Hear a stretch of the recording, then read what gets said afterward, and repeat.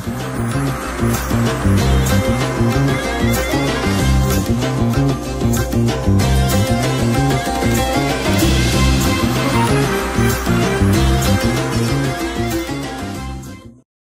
Cup cricket report में आपका खैर मकदम है। SHQ रेडियो एक्टिव पे मैं हूं हुमायूं। कल पहला सेमीफाइनल खेला गया, बात उसकी करेंगे और उसके बाद आज खेले जाने वाले दूसरे सेमीफाइनल की बात भी करेंगे। मैंने कहा था इट्स आइस वर्सेस फायर, तो जो बर्फ थी उसने आग को ठंडा कर दिया और फायर वहां नजर आई ज्यादा आखिर में न्यूजीलैंड में बनिस्बत के इंग्लैंड में। टॉस न्यूजीलैंड ने जीता, इंग्लैंड को बैटिंग कराई। इंग्लैंड के पास स्ट्रांग बैटिंग लाइनअप है, लेकिन कमाल की बात यह है कि न्यूजीलैंड के बॉलर्स ने कभी भी उनको अपनी गेम खेलने नहीं दी। बोल्ट पिट गए, अच्छी बॉलिंग नहीं कर पाए, लेकिन बाकी सब ने मिलके ऐसी सिचुएशन क्रिएट की कि England could not run away with the run rate. उन्होंने उनको कंट्रोल में रखा। उसमें विलियमसन के कुछ बॉलिंग चेंजेस भी अच्छे हुए, सिवाय फिलिप्स के। उनको 11 रन पड़ गए एक ओवर में और सैंटनर ने सिर्फ एक ही ओवर किया। लेकिन बाकी दाद देंगे न्यूजीलैंड की बॉलिंग की, जिसने इंग्लैंड को मैच कंट्रोल नहीं करने दिया बैटिंग के दौरान। इंग्लैंड सिर्फ कोशिश में था किसी तरह 175 तक पहुंच जाए, जो नहीं पहुंच पाए वो। लेकिन इंग्लैंड गाड़ी दौड़ा नहीं सका अपनी। तो बहुत जबरदस्त परफॉर्मेंस न्यूजीलैंड की, इसमें कोई दो राय नहीं है। मैंने कहा था England goes favourite into the match, naturally they were favourites, they are the best team in the world in T20। लेकिन यह है कि यह भी कहा था कि न्यूजीलैंड कैन अपस्टेज देम, और सेमीफाइनल में सारी टीमें बराबर होती हैं। अब हम शुरू से बात करेंगे कि बिलिंग्स आ गए, रॉय की जगह मौका नहीं मिला उनको बैटिंग करने का। शहरिया एक ओवर में तो 37 रन थे, पहला विकेट गिरा केनी विलियमसन के कैच की वजह से, बेहतरीन कैच, बेयर्स तो आउट हुए। और उसके बाद बटलर ने कई अटेम्प्ट किए रिवर्स स्वीप के, और उसके बाद वो रिवर्स स्वीप पे सोडी की बॉल पे आउट हुए। और हकीकत यह है कि जो मैंने देखा है, ये स्कूप, रिवर्स स्वीप और स्विच हिट पे क्रिकेट में ज्यादा खिलाड़ी आउट होते हैं बनिस्बत के रन ज्यादा मिले। क्योंकि अगर आपको 2 चौके भी मिल गए ठीक है, लेकिन एक मेजर खिलाड़ी जो 60 रन बना सकता था 15 पे आउट हो गया, तो फायदा हुआ या नुकसान हुआ। कन्वेंशनल स्ट्रोक्स खेलने वाले बाबर आजम, विराट कोहली और कई एक खिलाड़ी खुल के रन बनाते हैं, उनको इन चीजों की जरूरत नहीं पड़ती। 14 ओवर तक 100 रन हो गए थे इंग्लैंड के और 2 खिलाड़ी आउट थे। मोइन अली आ चुके थे, वो बैटिंग कर रहे थे, लेकिन रन रेट जो इंग्लैंड चाहता था वो नहीं हो पा रहा था। विकेट इतना डिफिकल्ट नहीं था, लेकिन ग्राउंड बड़ा है जहां मैच चल रहा था। मलान 114 के स्कोर पे आउट हुए, तब 15.1 ओवर हुए थे, लेकिन उसके बाद इंग्लैंड ने बहुत तेज खेला। अगर आप देखेंगे आखिरी 6 ओवर में इंग्लैंड ने 66 रन बनाए, और उसमें लिविंगस्टन के 10 बॉलों में 17 और फिर 37 बॉलों में 51 मोइन अली के। लेकिन जो मोइन अली को हमने देखा है तो 37 बॉलों में 60-62 तक वो जा सकते थे, जैसे वो खेलते हैं, नहीं जा पाए। और फाइनली इंग्लैंड 166 पे सिमट गया। 20 ओवर हो गए, इसमें जरूर नहीं है सारे खिलाड़ी आउट हों, तो सम टोटल में 6 बॉलर इस्तेमाल हुए और पार स्कोर था, वेरी गुड स्कोर नहीं था, जिसपे न्यूजीलैंड ने रोक लिया इंग्लैंड को। लेकिन न्यूजीलैंड की शुरुआत बहुत खराब हुई। 4 पे 1 3 बॉलों में गप्टिल, 13 पे 2 विलियमसन। और गप्टिल मैं बारहा कहता हूं, उसके फाइनल में 200 रन बनाए, उन्हें मैं कह रहा हूं, वो नहीं चलते हैं। वो एक किस्म के गेल हैं इनकी टीम के, गेल जो आखिरी अयाम में थे अपने। पिछले 2-3 साल में 2-3 इनिंगें हैं जो गप्टिल ने खेली होंगे। क्या फाइनल का इंतजार कर रहे हैं, क्या पता है। और विलियमसन स्कूप पे आउट हो गए, और जब विलियमसन आउट हुए तो न्यूजीलैंड की टीम शेल में चली गई, प्रॉब्लम हो गई उनको। 6 ओवर में 36 पे 2, 10 ओवर में सिर्फ 58 रन, 12 में सिर्फ 80। और वो हीरो जिनकी उम्मीद थी सबको, बोल्ट हीरो होंगे, गप्टिल हीरो होंगे, विलियमसन हीरो होंगे, नहीं, इस टीम ने नए हीरो प्रोड्यूस किए। और जो टीमें नए हीरो प्रोड्यूस करती हैं, ओकेजन देख के वो टीमें बहुत कामयाब होती हैं, और न्यूजीलैंड की टीम कामयाब है। जैसे आपने वर्ल्ड टेस्ट चैंपियनशिप के फाइनल में जेमिसन को देखा, man of the match, hero. आज खेल नहीं रहे, एक्स्ट्राज में, टीम में, रिजर्व्स में। और 95 पे 3 हुए, कॉनवे आउट हुए, और कॉनवे ने अपना कंट्रीब्यूशन दिया था, कुछ स्कोर आगे ले गए थे वो। लेकिन देखते देखते हालात ये हुए कि 15 ओवर में 107 थे, 16 में 110 पे 4 था। नीशम ने आके रास्ता दिखाया, और मिचेल जो वहां बड़े हिसाब से खेल रहे थे, वो नैया पार ले गए टीम की। तो इसमें एक चीज है, नीशम ने रिस्क लिया, ही टुक फाइट टू इंग्लैंड, और मिचेल ने अपने ऊपर भरोसा किया और डिलीवर किया। दोनों की दाद देनी होगी। लेकिन चूक कहां हुई इंग्लैंड से? यहां 12 ओवर में 80 पे 2 है। मॉर्गन बहुत जगह चूक गए फॉर अ चेंज। इसके बावजूद कि उन्होंने एक मास्टर स्ट्रोक खेला, Livingstone 4 over 22 run 2 wicket. Moeen Ali ने बॉलिंग नहीं की, कॉनवे लेफ्ट हैंडर थे, उसके बाद लेफ्ट हैंडर आए, लेकिन मोइन अली ने कोई ओवर नहीं किया।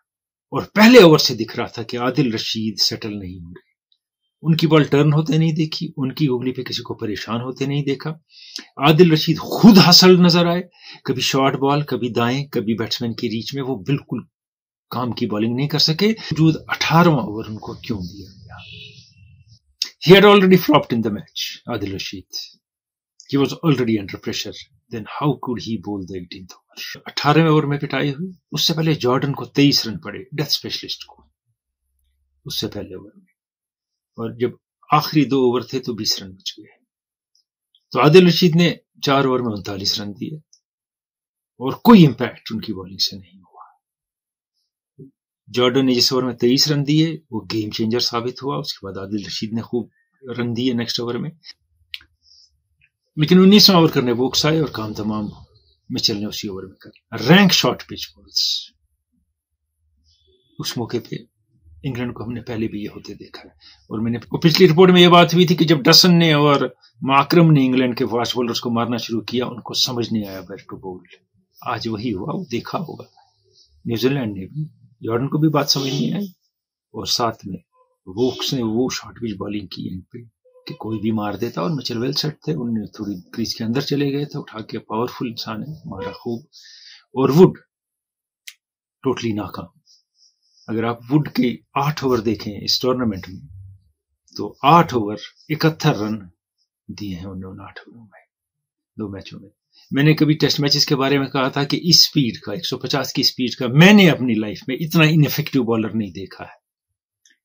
और आज भी वुड ने शुरू के 2 ओवर में हासिल किया बैट्समैन को पेस से एक अच्छी लेंथ पे, उसके बाद लेंथ उनकी रही नहीं। बैट्समैन ने अटैक नहीं किया, लेकिन वो लेंथ खो गए अपनी। और वहां न्यूजीलैंड की दाद दीजिए, उन्हें वेट किया, उन 2 ओवर के बाद कैश किया उनकी बॉलिंग पे। 3 ओवर में आखिरी 57 रन न्यूजीलैंड ने बनाए। भरोसे की भी दाद दीजिए, और एफर्ट की भी, और हिम्मत और हौसले की, क्योंकि उस वक्त कैच होते, आउट हो जाते, कुछ हो जाता। बेयरस्टो ने 2 जबरदस्त अटेम्प्ट किए बाउंड्री पे कैच पकड़ने के, जॉर्डन ने किया। अगर वो दोनों फाइनली 6 हो गए, मगर New Zealand takes the kick. Mitchell 47 बॉलें, 72 रन, 4 छक्के 4 चौके। Amazing effort. जब हालात खराब थे, विलियमसन भी आउट हुए, 4 आउट हुए। विलियमसन की अगर शक्ल टीवी पे देखते थे, आप समझ रहे थे he had almost given it up. He had left it to prayers and a miracle. लेकिन a team which believes in itself and gels together as a team tries its best till last, and New Zealand did it. Hats off to them. फिर Morgan की कप्तानी, एक तो left hander के बाद left hander batting भी भेजना, Livingstone को पीछे भेज देना। दूसरी बात, मोइन अली ने एक भी ओवर नहीं करना।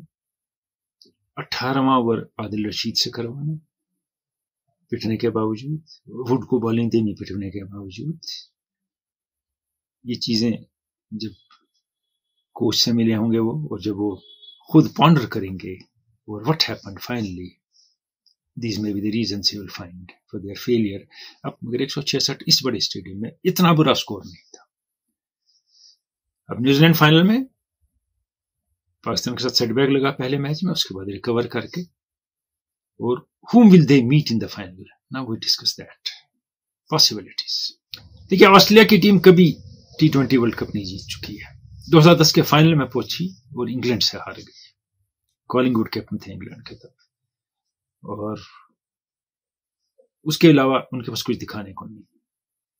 पाकिस्तान 2009 का चैंपियन है T20 वर्ल्ड कप का, और 2010 में वो अजमल के एक ओवर में 20-22 रन जो मार दिए थे आखिर में हसी ने, उससे पाकिस्तान जीती हुई बाजी हार गया था। तो पाकिस्तान की ये टीम है, उसमें सिर्फ शायद शोएब मलिक हैं तब के, so they don't have that pressure of that match on them, they haven't been there.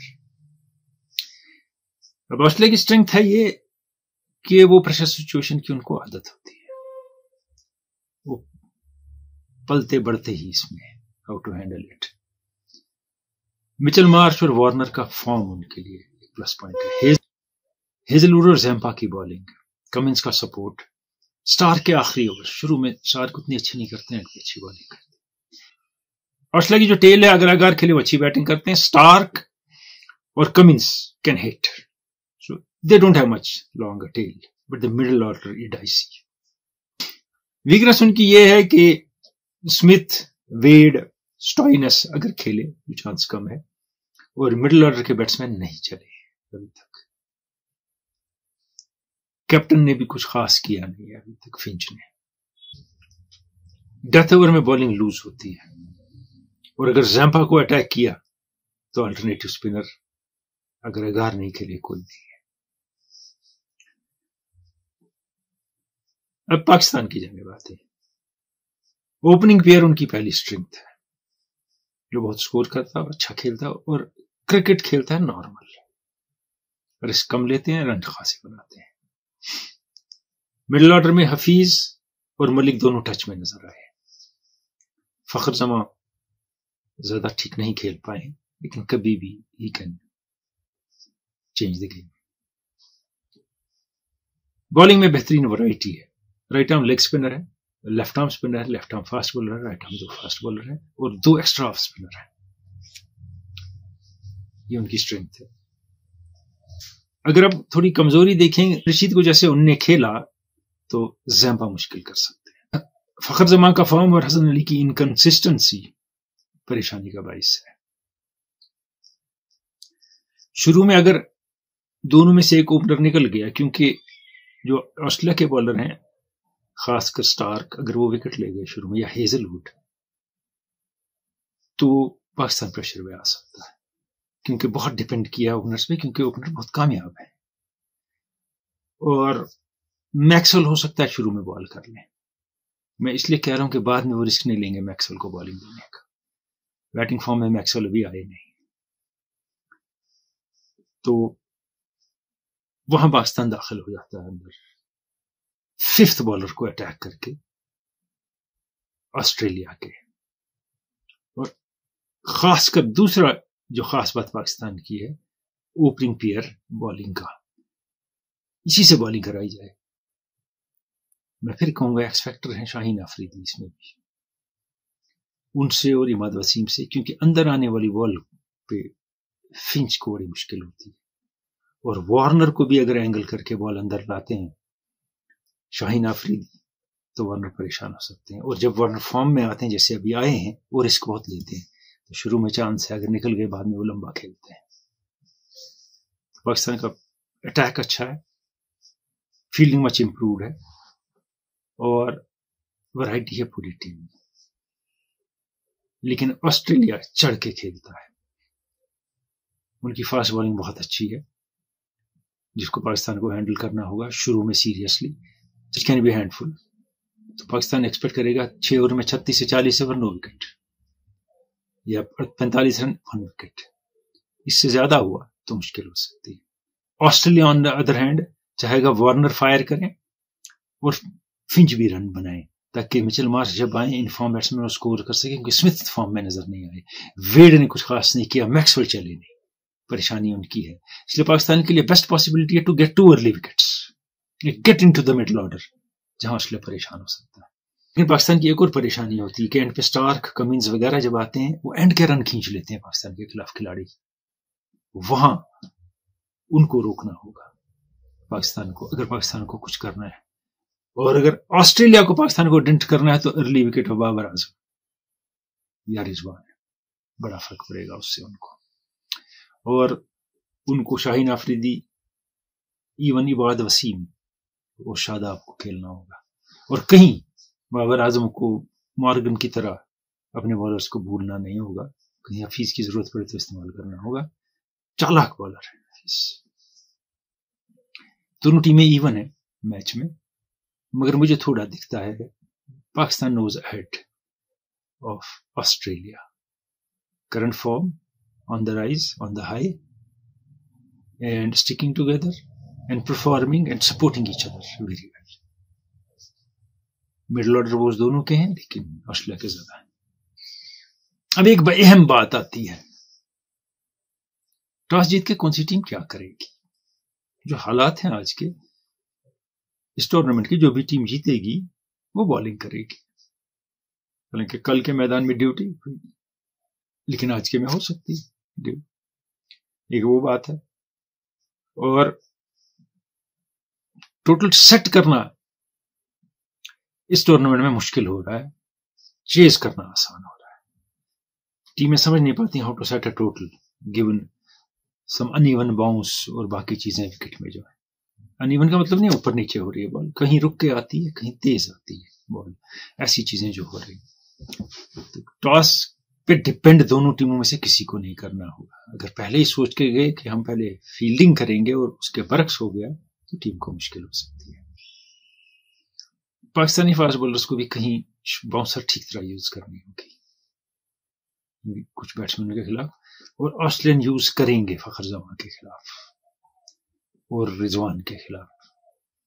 हो सकता है बाद में भी करें, क्योंकि वो समझ गए हैं कि ये कंपल्सिव हिटर हैं शॉर्ट बॉल की, तो इनको पकड़ा भी इसी पे जा सकता है। कल बहुत अच्छा मैच रहा, उम्मीद करेंगे आज भी मैच बहुत अच्छा रहेगा, कॉम्पिटिटिव रहेगा। दोनों टीमें उसी स्पिरिट में फाइट करेंगे और जिस स्पिरिट में इंग्लैंड और न्यूजीलैंड ने खेला उसी में खेलेंगे। और क्या दो नई टीमें होंगी फाइनल में, नया चैंपियन होगा ऑस्ट्रेलिया और अगर न्यूजीलैंड पहुंच गए, या एक टीम वो होगी जो पहले खेल चुकी है फाइनल और जीत चुकी है, और दूसरी टीम पहली बार फाइनल में जिसे न्यूजीलैंड पहुंचा है। Second option seems to be more viable. Thank you.